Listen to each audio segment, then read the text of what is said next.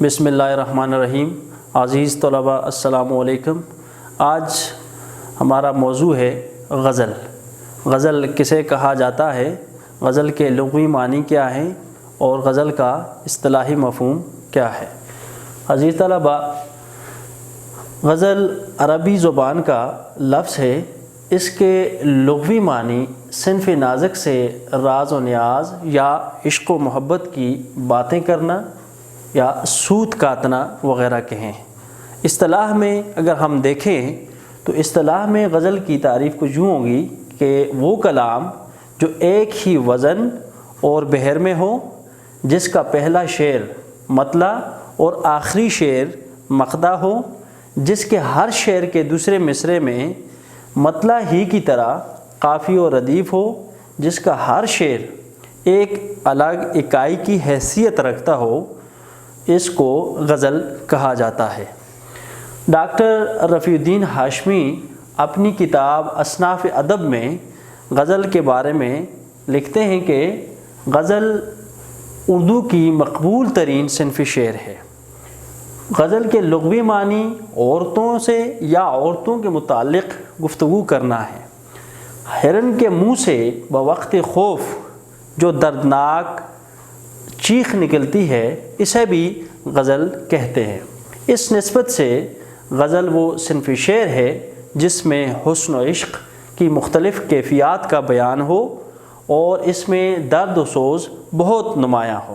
تو یہ ڈاکٹر رفیع الدین ہاشمی کی رائے میں غزل یعنی یہ ہے۔ اب اگر ہم دیکھیں کہ غزل جو ہے یہ کہاں سے نکلی ہے، تو عربی قصائد کا وہ حصہ جسے تشبیب یا نصب کہا جاتا ہے، ایرانی شعراء نے اسے الگ کر کے غزل کا نام دیا ہے، اور یوں غزل کو ایک مستقل صنف سخن کی حیثیت حاصل ہو گئی ہے۔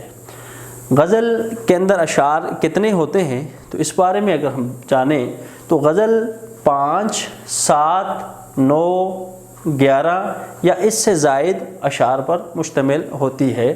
جس غزل میں قافی اور ردیف دونوں ہوں اسے مردف غزل کہا جاتا ہے، اور جس غزل میں قافی اور ردیف یعنی قافیہ ہو لیکن ردیف نہ ہو تو ایسی غزل کو غیر مردف غزل کہا جاتا ہے۔ غزل کا ہر شعر ایک علیحدہ اور جدا مضمون کا حامل ہوتا ہے، یہی غزل کا حسن ہے۔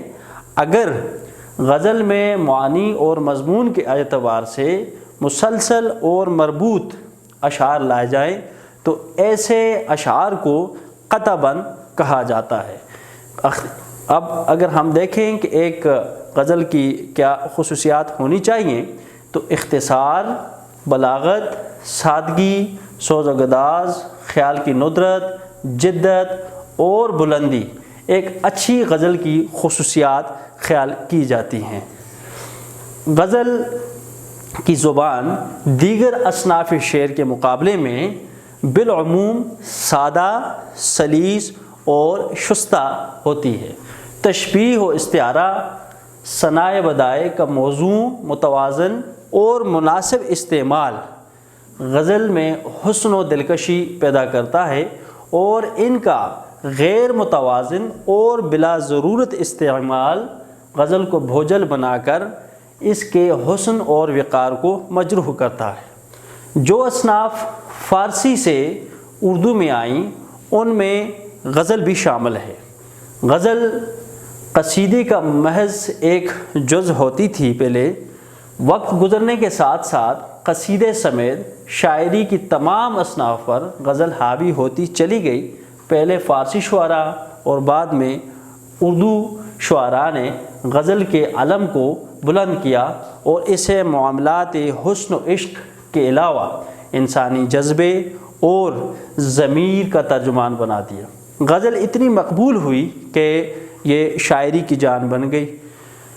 اب اگر ہم دیکھیں کہ وہ شعراء جنہوں نے غزل جیسی معروف صنف کو برتتے ہوئے اپنے خیالات و جذبات کا یا اپنی قلبی واردات کا اظہار کیا ہے تو دیکھیں تو ان میں امیر خسرو سے لے کر ولی دکنی، میر تقی میر، خواجہ میر درد، مرزا رفیع سودا، شیخ ابراہیم ذوق، حکیم مومن خان مومن، مرزا اسد اللہ خان غالب، خواجہ حیدر علی آتش، شیخ امام بخش ناسخ، مولانا الطاف حسین حالی، داغ دہلوی، علامہ محمد اقبال، مولانا حسرت موہانی، فیض احمد فیض، احسان دانش، ناصر کاظمی، احمد فراز، قتیل شفائی، منیر نیازی، شکیب جلالی، پروین شاکر اور ظفر اقبال وغیرہ سب شعراء نے نہ صرف غزل کی روایت کو آگے بڑھایا ہے